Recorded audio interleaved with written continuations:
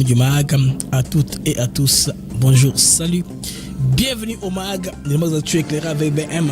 C'est pour moi toujours une joie et un très grand plaisir de savoir nombreux que vous êtes éparpillés en train de suivre le MAG de par le monde. Pas seulement connecté, de nous suivre de par le monde.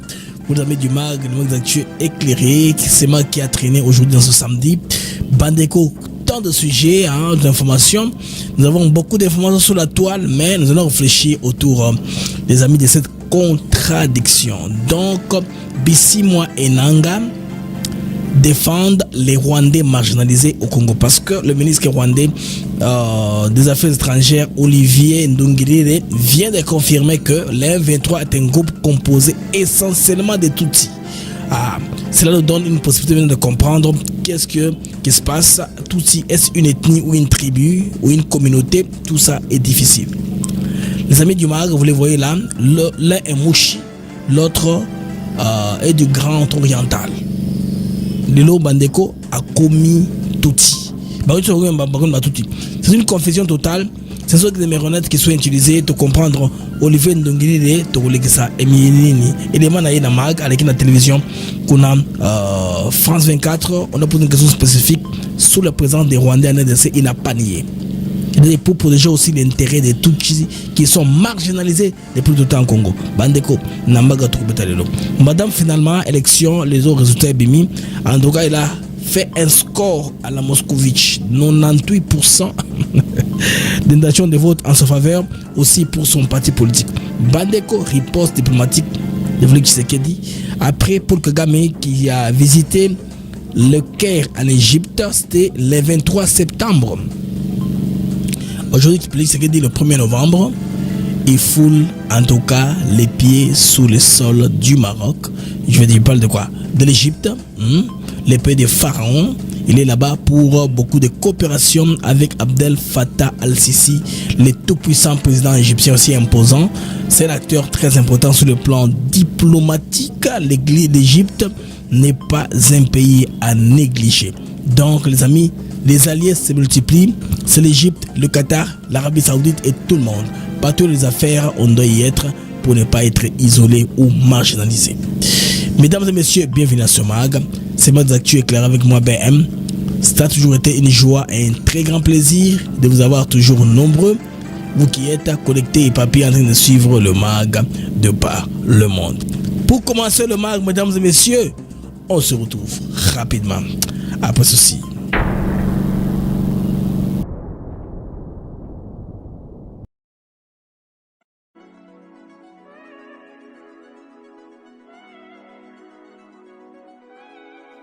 Nous sommes ici à Maluku sur un de nos nouveaux sites, Songolo Park, où nous vendons nos terrains de 20 mètres sur 20 pour 5 500 $. Tous nos terrains sont cadastrés et on n'est pas loin de la zone industrielle où le chef de l'État est en train d'investir, c'est-à-dire l'usine de Pepsi-Cola, et c'est lui qui nous fabrique des carreaux. Alors pour cela, 2 numéros pour nous joindre. Vous pouvez appeler à Kinshasa au 243 898 072 251 et là vous appelez Jean-Paul. Sinon ici en France vous pouvez me joindre au 06 41 18 97 92.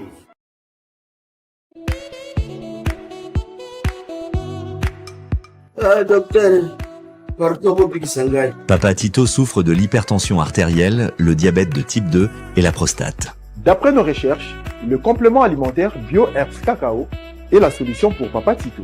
BioHerbs Cacao est un cacao en poudre de première qualité, possédant des propriétés aphrodisiaques, naturelles et puissantes. Elle ne comprend d'aucun colorant ou arôme artificiel. Profitez avec le meilleur cacao, savourez avec de l'eau, chaud ou avec du lait. Retrouvez dans ce cacao vos performances physiques. Soignez la prostate sans médicaments ni opération, je vous recommande ce complément alimentaire BioHerbs Cacao. Dégustez le meilleur goût du cacao avec BioHerbs Cacao. C'est vraiment très bien. Parce que nous passons la bonne alimentation, nous avons comme barrière, nous avons le sucre, donc tout ça, là, nous avons vraiment très bien. Maman, quand on va passer à la question, côté voilà, Est-ce que c'est réticent? Mon ami, veillez à nous. Nous sommes aux USA, en Europe, en France, au Canada et en RDC. Joindre via ces numéros.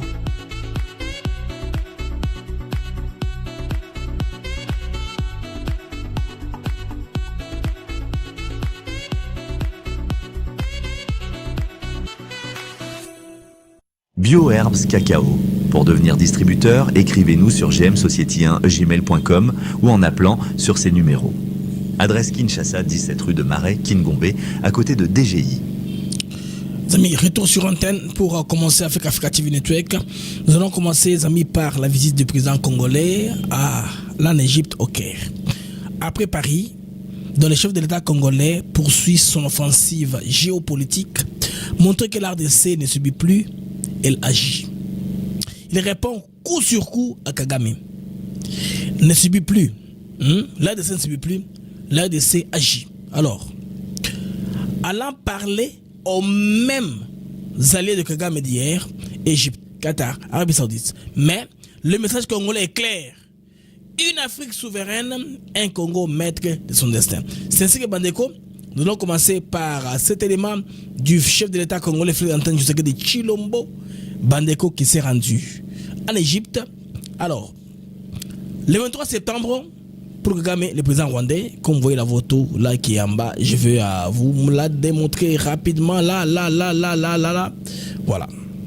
Là, nous sommes au 23 septembre. Pour Kagame, fouler le sol du Caire.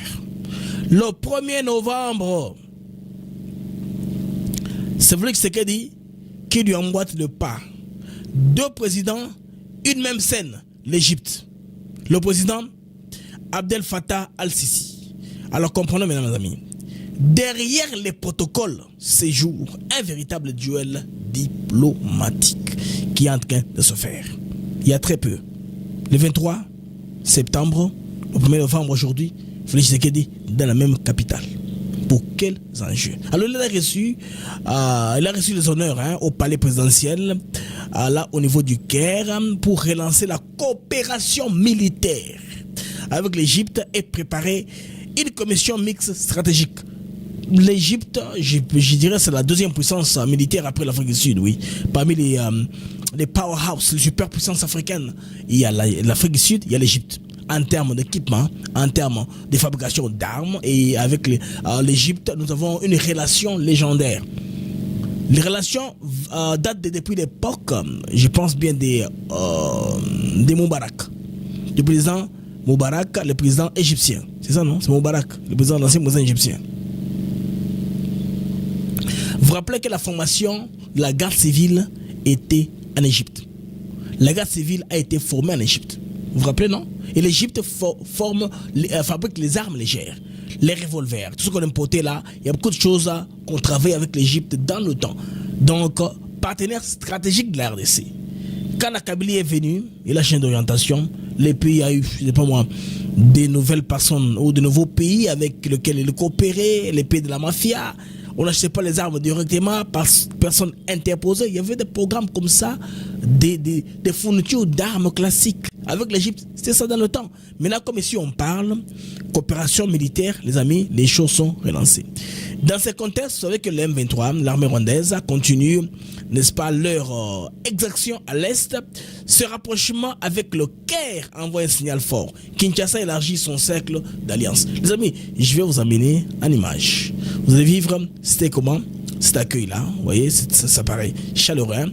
En diplomatie, les gestes comptent.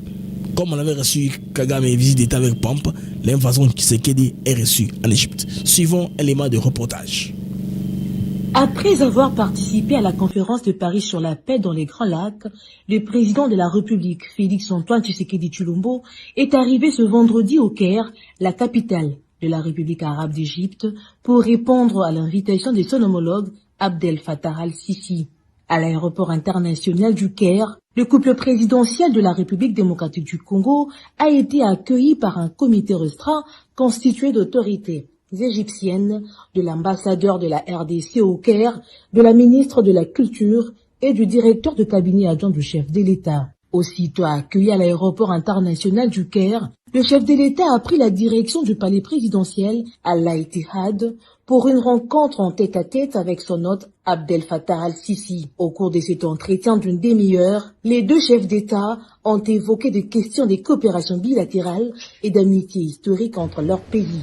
La République démocratique du Congo et la République arabe d'Égypte en sont en effet liés par des accords de coopération militaire. Sous son premier mandat, le président Tshisekedi avait relancé les travaux de la commission mixte. Le président Al-Sisi a exprimé sa gratitude au président Tshisekedi pour avoir répondu à l'invitation qu'il lui avait adressée le 4 septembre de cette année afin de participer à l'inauguration ce samedi 1er novembre du Grand Musée d'Égypte.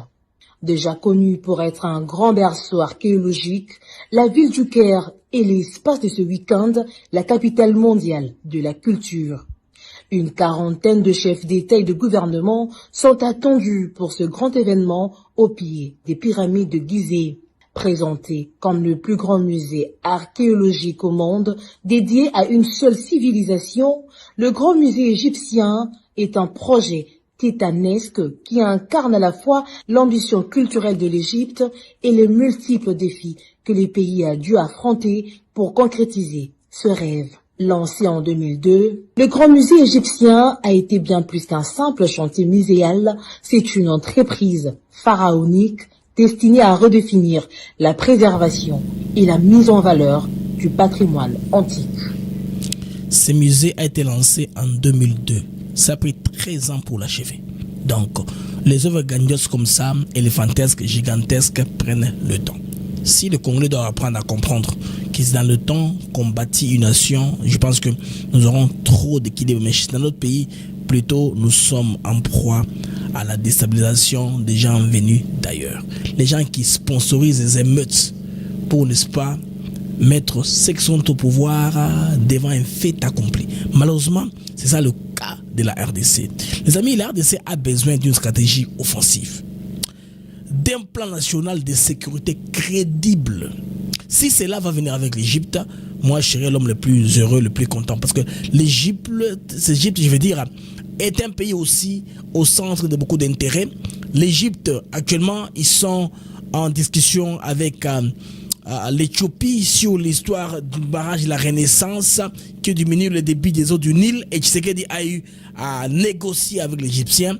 Nous pensons très bien, les amis, que cela pourra permettre à ce que les relations sont solidifiées pour que ça nous donne des étapes très importantes pour affirmer en tout cas la responsabilité militaire, premièrement commençant par l'action diplomatique. Donc la diplomatie des contre-attaques, coup sur coup. Là où vous allez, nous allons aller. Ce que vous pensez être vos amis peuvent être que nos amis. Je vous ai dit, les amis, hier que la diplomatie, c'est la capacité de se faire beaucoup plus d'amis, dans la mesure du possible. Oui, la diplomatie, c'est ça. Oui, ça fait plus d'amis. Parce que en relation internationale, ce sont les intérêts qui comptent seulement, pas autre chose. Les intérêts qui comptent. Il n'y a pas d'amitié, il n'y a pas d'amour. Tout ce que vous voyez là, pays frères, oui, ce sont le langage diplomatique pour parler ainsi, mais ce sont les relations qui importent, qui comptent. L'Égypte avait un programme, les amis, de rendre la partie du fleuve, je pense bien, de Kinshasa à Matadi navigable. Il devait casser, broyer toutes ces pierres-là pour que Maï n'a pas le cas. Les Égyptiens avaient ce programme-là. Ils avaient le programme aussi de travailler la partie, je pense bien, de l'Équateur, descendre vers là-bas, parce que le fleuve n'est pas navigable à 100%. Il y a des parties qui ne sont pas navigables. Il y a un projet comme ça, titanesque avec l'Égypte, qui tenait, n'est-ce pas, à arranger cette partie-là du fleuve. Je pense que si tout cela est relancé, tous ces programmes-là soient encore relancés, parce que maintenant, toutes les personnes là qui ont bouffé l'argent du chef de l'État, les gens là qui ont gaspillé, pas qui ont bouffé, mais qui ont gaspillé l'argent dans cette époque-là, avec beaucoup de contrats qui n'ont pas eu à se réaliser, bas à sauter. Les présidents ont suffisamment maintenant le contrôle de l'appareil d'État. Ils savent au moins qu'est-ce qu'il faut faire. S'ils donnent une instruction, un ordre pour exécuter un tel ou tel projet, à peu près. Il connaît maintenant les tenants et les aboutissants. Il a maîtrisé à peu près, je veux dire, les contours, les méandres des actions de l'État. Il sait comprendre quand on nous dit, dans telle échéance, dans telle période, nous finirons tel projet. Là, moi, il sait. Parce qu'un président n'a jamais eu d'expérience. Il n'y a pas de président qui soit expérimenté au monde. Ça n'existe pas. La fonction présidentielle ne demande pas d'expérience. C'est ça. Vous n'avez pas été président pour écrire votre CV. J'ai été ancien président pour devenir président. Non. Ça n'existe nulle part au monde. Chaque président au monde commence son premier mandat à apprendre. Et avec ses conseillers, avec l'équipe, les choses se réalisent. C'est dans le deuxième terme où, si c'est un président qui va rester beaucoup d'années, comme les présidents qu'on connaît en Afrique, qui sont restés plus de 40 ans au pouvoir, leurs pays sont apparemment stables. Stables en tout cas. Sécurité alimentaire, la sécurité même sur le plan militaire, ils contrôlent le pays, ils contrôlent les renseignements. Vous prenez l'exemple de la Tanzanie, avec tout ce que vous avez vu comme émeutes. Tout est revenu maintenant au calme. Mais le Kenya n'a pas la volonté d'avoir une Tanzanie calme. C'est quoi le Kenya? Le Kenya continue à publier des fausses informations. Madame Akimi, hélicoptère militaire Ezouakiye, à Kazaki en Ouganda, tout ça c'est pourquoi? C'est pour alimenter trouble alors que la dame a eu un score à la Moscovitch. Je vais y rentrer les amis. Là les amis, c'est le chef d'État congolais Félix Antoine Tshisekedi de Tshilombo qui est en Égypte. Ça permet aussi, il y a aussi un break quand il vient de Paris, vous comprenez non? L'itinéraire de l'avion. Aquí en Égypte. En Égypte à Rokende, on ne sait pas où ça va. Et puis, c'est ça non? Il ne faut pas toujours avoir peur. Rokende, on va battre l'avion. On va faire cela. Non. Les amis, 94 n'est pas 2025. 94 n'est pas 2025. Il faut être là quand on parle de vous. Maintenant les amis, des Congolais défendent les intérêts des Tutsis. Bissimo et Nanga. Pourquoi ces deux-là, j'insiste sur eux? Parce que je sais que Bissimo est Mouchi. Bandeko, ceux qui ont fait l'erreur, corrigez-moi. Bertrand Bissimo, c'était Mouchi. Ce sont des gens qui ont été mis à la tête du mouvement pour que, quand on va dire un mouvement des Rwandais, qu'on voit qu'il y a des Congolais au devant. Parce que les Congolais ont difficulté à négocier avec les Rwandais. Parlent pas bien français, ne maîtrisent pas la géographie, ne comprisent pas l'histoire, ne maîtrisent même pas les exemples. Il y a un petit nombre corpuscule peut-être qui maîtrise un peu les choses. C'est l'équipe d'avance où il y a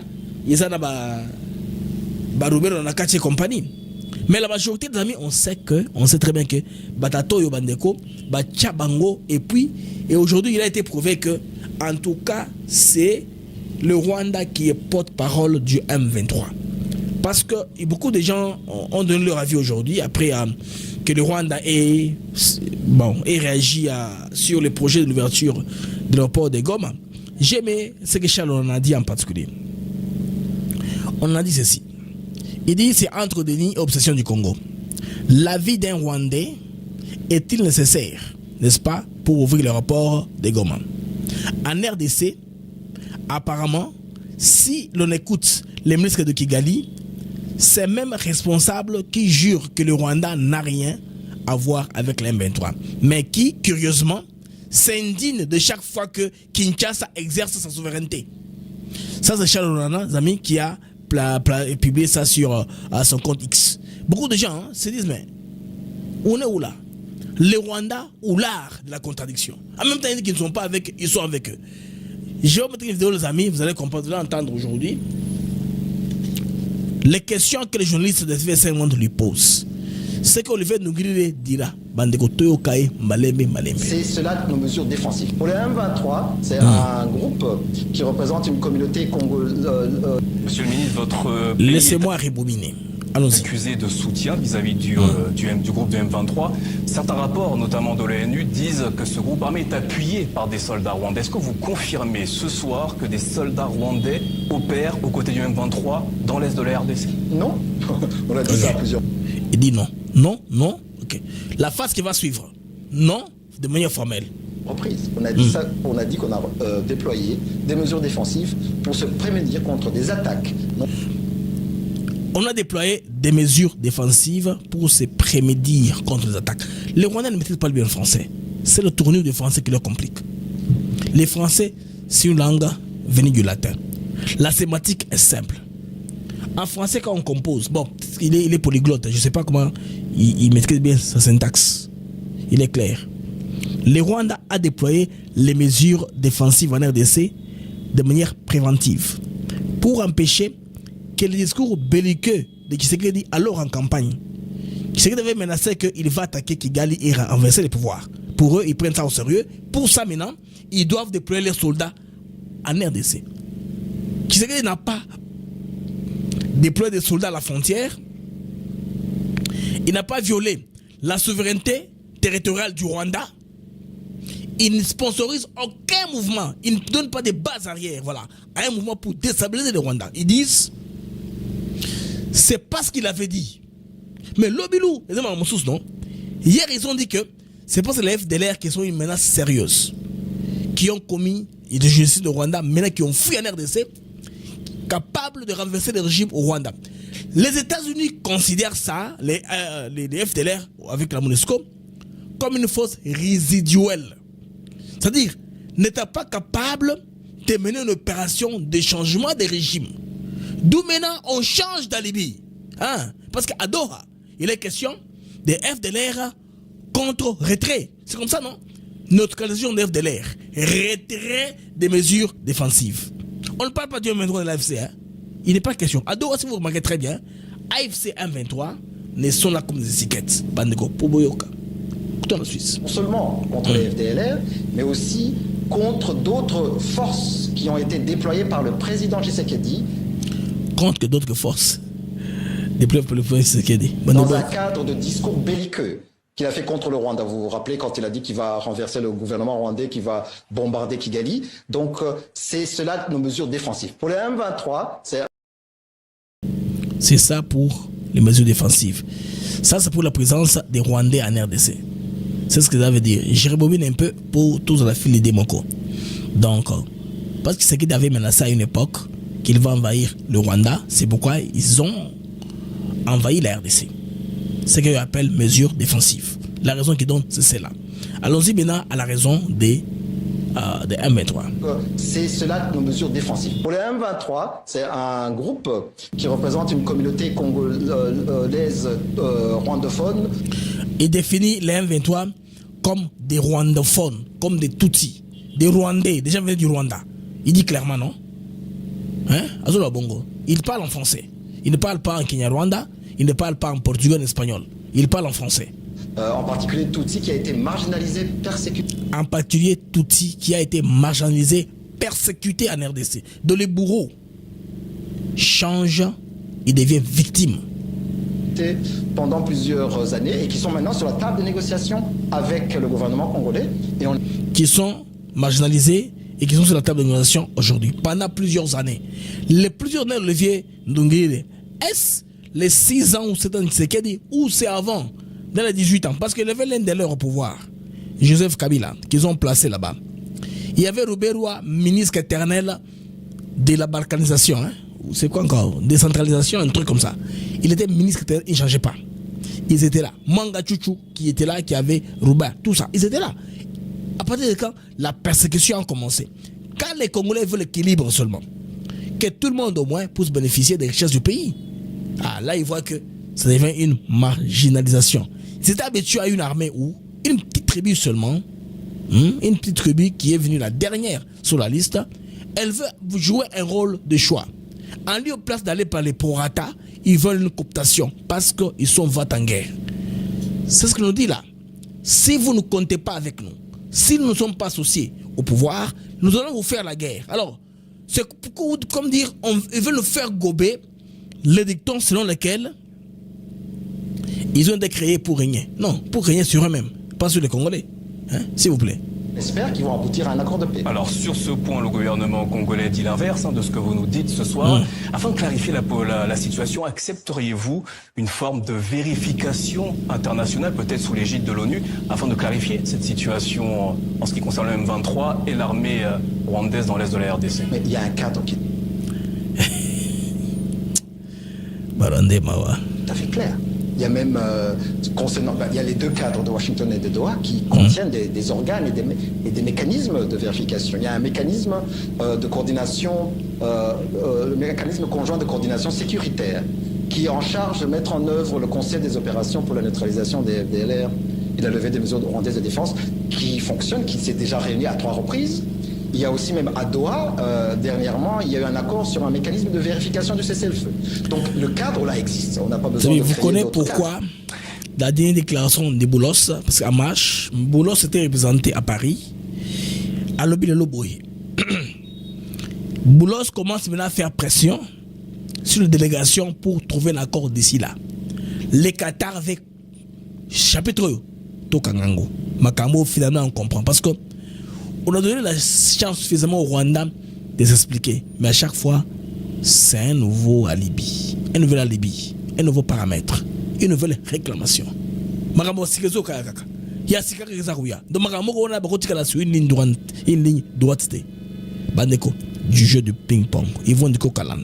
Les lots, à le dire clairement, que les 1-23, c'est un groupe essentiellement chargé de Tutsis. Qui sont la tête, il y a 6 mois, Bertrand 6 mois et Kone Nanga.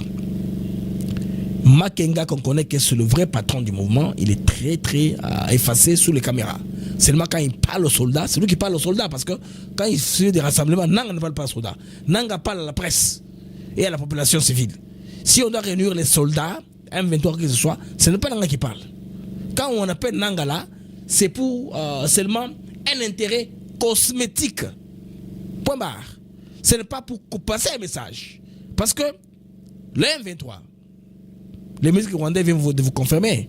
Et d'ailleurs, les refus hier du Rwanda, n'est-ce pas, de reconnaître que la France, parce que la France, de toute façon, amis, moi, vous expliquer un peu. La France a trouvé, l'Europe, parce que la France est porte-voix de l'Europe, qui ne peut pas manquer les gâteaux. Parce que de toute façon, la coopération se fera. Trump, dans son prisme, il ne veut plus que les choses continuent à aller dans ce sens-là. Même le président Faure Gnassingbé dit aussi clairement, aussi longtemps qu'il y aura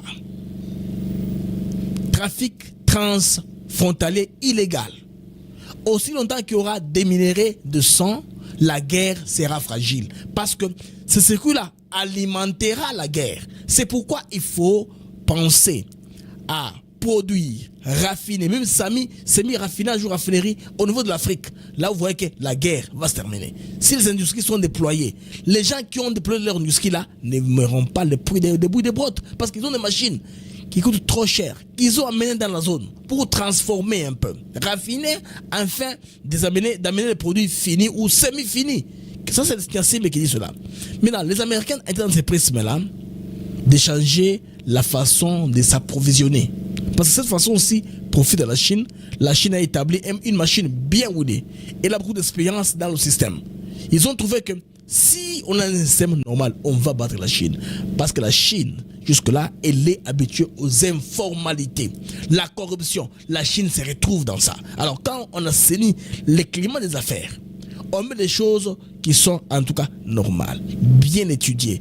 Tout le monde se retrouve. Même si la clé de partition, elle privilégie les pays développés, au moins il n'y aura pas de minéraux de sang. C'est ça le système. Faure Gnassingbé a dit ça clairement. Maintenant, la France ici, quelque part, elle finira par travers les Américains. L'aspect qu'on a amené, c'est seulement l'aspect humanitaire. Parce que dans l'accord de Luanda, comme de Doha, l'accord de principe de Doha, il n'est pas fait question de dons ou quelque chose qui a humanitaire. Non. On a plutôt parlé du renforcement de la justice. Si la justice est renforcée, zéro impunité pour freiner, empêcher les gens ou décourager les gens à prendre l'initiative pour penser qu'un jour il y aura un brassage, ils vont négocier. Non. Bandeko, là, sur ce point-là, et là, donc, si il y a Paris, ils ont par rapport à mobiliser Mbongo. La France a compris que, tant il faut faire avec le Congo. Sous Macron, il est partant. Macron est partant. Donc, année prochaine, à Oudassou pour candidater, ceux qui viendront, France au moins s'est retrouvée sur une voie officielle. Parce que mafia et les qui. Mafia et les qui, les amis, ça fait que crise humanitaire dans le Congo est comme mon aîné. Il n'y a plus moyen d'étouffer ça. Il n'y a plus moyen de rendre ça invisible. Oui, parce que le prétexte que Rwandais a tout fait un million, tout ça ne tient plus la route. Les lois documentaires en faveur de Rwandais est comme contourner contre Bakou. Et surtout qu'il y a eu des crises au Cameroun.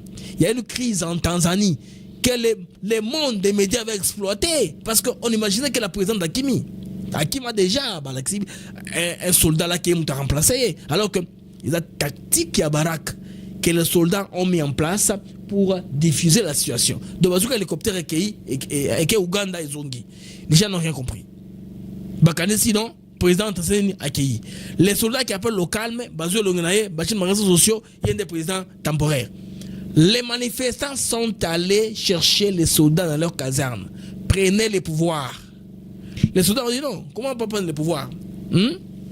La Tanzanie, c'est un pays qui est d'une certaine habitude démocratique. La tenance, c'est l'union entre le Tanganyika et les Zanzibar. On est en train d'aller comme ça. Les amis, les gens sont en train de rêver. Dans les banalises ébélées, oyo, ils ont zélaté. Que non, tu sais qu'il y a à perdre les détails parce que si dans les manifestations qu'il y a en Tanzanie, le Rwanda, il nous met dedans, c'est que on va placer les gens qui sont tendres au Rwanda au pouvoir. Non. Les élections qu'il y a eu actuellement, les amis, en Tanzanie, tout le résultat, il y a élection parlementaire. La majorité, c'est le Chama cha Mapinduzi na Mozaki na Bazwaki. Oui, c'est ça, non? Chama cha Demokrasia na Maendeleo, CDM, parce que son leader a été arrêté. Il n'a pas participé aux élections. Si madame a su réussir, elle a su éliminer les opposants avant une élection par la loi électorale. On les a déclassés. Les lois au proclamé. Ce qui va c'est un dialogue interne tanzanien. Les CCM, Aza au pouvoir depuis l'indépendance de la Tanzanie, Aza toujours la façon de tirer la ficelle. Donc, ça ne va pas changer carrément comme ça que base de tendre na Rwandais. Pourquoi est-ce que frontière il y a Tanzanie na Kenya Kanaki? On s'est rendu compte que manipulation ça makati surtout de la part des Kenyans. Les Kenyans sont eux qui alimentent c'est pourquoi le gouvernement tanzanien a dû couper l'internet parce que bandego administrateurs ont sa réseau na Tanzanie sont des Kenyans. Petit business, tout ce qui est IT, tout ce qui est technologie, tout ce qui est numérique, ce sont les Kenyans qui font ça en Tanzanie.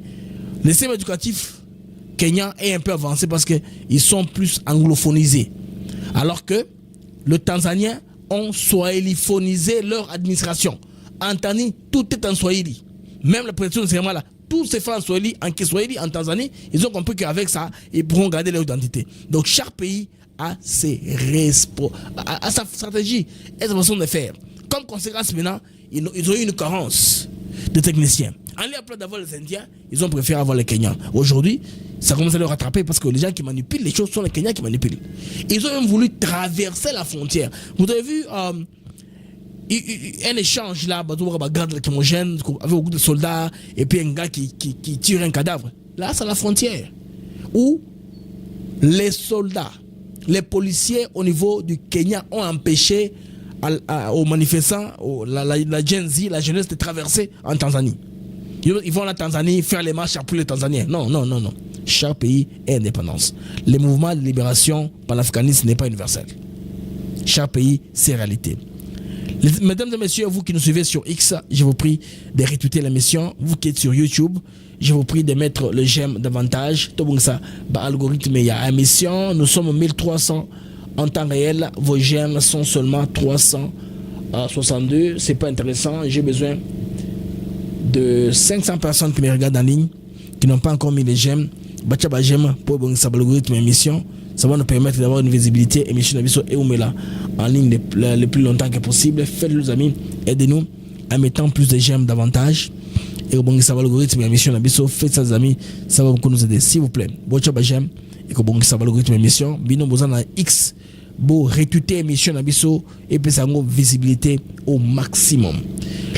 Bande, vous comprendre que Barwande awa stratégie na bango ozali kia kuna Congo sima Congo comme okende malembe au bout du tunnel. Bon, voix zaki un peu batumso ya mulai mingi makasi plein d'embûches tordues mais tout okende malembe lentement mais sûrement parce que si batumso ko telabiso même l'RDC veut ouvrir l'aéroport de Goma avec la France. Pourquoi le Rwanda réagit? Et tout cela maintenant ça commence sur la toile. L'RDC veut être accompagné avec par Blackwater par exemple. Qu'est-ce qu'ils vont avoir avec ça? Pourquoi ils voient ça une menace pour eux? Blackwater viendra-t-il pour former les Congolais ou bien pour former les FDLR à aller déstabiliser le Rwanda? Ce sont les questions qu'il faut savoir poser. Les Rwandais, ils nous compliquent en tout et pour tout. C'est tout ce que nous faisons, les Congos tous, les Rwandais à la fièvre. Ah, mais c'est pas normal ça. C'est pas normal, nous ne sommes pas jumeaux. Ils doivent nous laisser chaque pays évoluer de sa façon, évoluer et continuer. Comme nous sommes en train de chercher des amis, nous sommes à la quête du nationalisme, j'ai vu un acte très important, louable aujourd'hui, les amis, avec la reconnaissance, n'est-ce pas, du maréchal. Bandegoza va signer avant-coureur que, en tout cas, le dépôt du maréchal, Kalaming était dans la mission. Le maréchal, c'est pas Egoum la souté. Parce que avoir, vous vous rappelez au Maroc, non? Lorsque Christian Sakon avait fait l'émission avec. Non, il était venu voir la première ministre, je pense. La première ministre était allé voir. Maman Denis, je pense. Il est allé voir Maman Bobby. Moi, Bobby avait dit que, en tout cas, on va vendre un hôtel dans l'église de Nandako. Cela veut dire quoi, les amis? Cela veut dire que les lots à Wandeko, maréchal Mobutu, Balanaye, Basali qui est reconnu. Elle est reconnue. Namboka, oui, photo qui est belée dans un musée. La photo qui est en haut là, qui est en noir-blanc, ça c'est les Sphinx limités. Etienne Tshisekedi de Moulumba. De l'autre côté, c'est le maréchal Mobutu. Vous voyez? Ils sont en train de sourire. Et en bas, c'est leurs enfants. Vous voyez, moi c'est intéressant. Ils étaient devant la photo, voici comment ils ont réagi. Et les Congolais ont mis ça comme ça, ils ont posté, c'est très intéressant. Hein? Vous voyez cette alchimie-là, cette cohésion nationale. Ces générations du pouvoir peuvent se rendre comme ça, parce que nous sommes dans les bons. Les familles n'ont pas de rancune entre elles. Vous voyez? Ça, c'est une vieille famille, ils ont eu à se battre entre eux, la vie continue. Mais avec les Kabila, c'est la colère à tout moment. Comme si eux, nous avaient donné une très bonne recette pour le pays. Alors, devoir de mémoire. Vous vous rappelez à l'époque des rebelles amis, qu'est-ce qui en était à l'époque de Kabila? Parce qu'il vient dire souvent le Congo, alors que Kabila a tué le Congo. Bandeko, cette image ici vous dit tout. Devoir de mémoire. Pas de répit dans les violences en République démocratique du Congo. Plusieurs personnes ont été tuées ce mardi dans la capitale Kinshasa où des sièges de partis de l'opposition ont été incendiés. Parmi lesquels celui de l'Union pour la démocratie et le progrès social UDPS d'Etienne Tshisekedi sur ces images. Ces partisans accusent le camp du pouvoir d'être responsable de l'attaque de leur quartier général qui, selon eux, a fait au moins 5 morts. Au moins 17 personnes ont été tuées au premier jour des violences qui ont éclaté lundi avant une manifestation des jeunes de l'opposition contre le président Joseph Kabila, dont ils réclament le départ. Une situation qui inquiète la communauté internationale qui a appelé au calme et à l'organisation rapide de la présidentielle. Ce mardi est la date limite pour convier les électeurs aux urnes pour ce scrutin qui devait se tenir sans le président Kabila au pouvoir depuis 2000 ans et à qui la Constitution interdit de se représenter.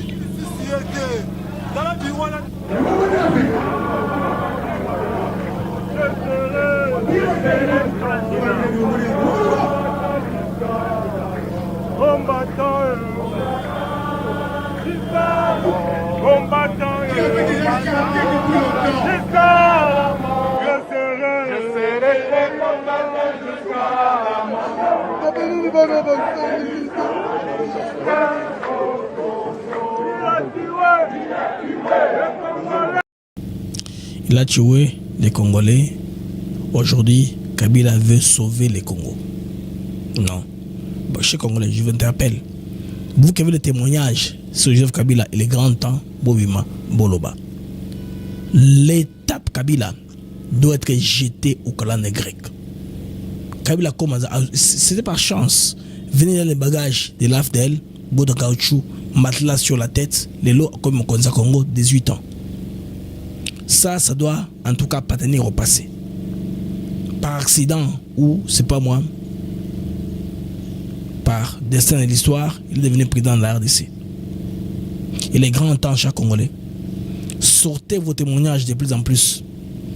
Ouais, ko bangi saya kima, musika na pouvoir au Congolais. Sinon, on a passé parce que Congolais teka moli monaye. N'a pas monté à Kabila comme mon malamu. Moi, je remercie et félicite le ministère de l'Intérieur d'avoir suspendu tous les partis là qui ont fait des réunions dans Nairobi. Oui. Bangos comme l'accepter, Badami Bali. Basta la marche d'ampleur, marche à Cameroun. Basta la marche d'ampleur, marche. Il y a Tanzanie. Ils doivent nous prouver que dans la popularité, ils ont pignon sur riz. Alors, ça va nous permettre de ne pas embrouiller les cas. Et surtout, sur la partie où on a dans le parlement ou dans l'institution, il est grand temps, il y a quoi invalider le système. Oui. Si Kabila ne veut plus rentrer au Congo, les gens qui sont avec lui, qui complotent avec lui contre la République, doivent aussi faire le frais. Ah oui? Ça va frapper. C'est ça. Alors les amis, j'ai voulu venir chez vous de manière brève comme ça. S'il vous plaît, j'aime ça, s'il vous plaît. 100 personnes encore, j'aime, s'il vous plaît. 100 personnes. Qui n'ont pas comme les j'aime, faites-le. Et on peut mettre tout bon, ça va l'algorithme de mission, s'il vous plaît, les amis. 100 personnes qui n'ont pas combien les j'aime, Bossalango, s'il vous plaît. 100 personnes qui nous suivent en direct, qui n'ont pas combien les j'aime, faites-le. Ça nous fera énormément du bien. Mais d'ici là, portez-vous bien, les amis. Au revoir et à bientôt sur Africa TV Network. C'est plus beau s'abonner massivement.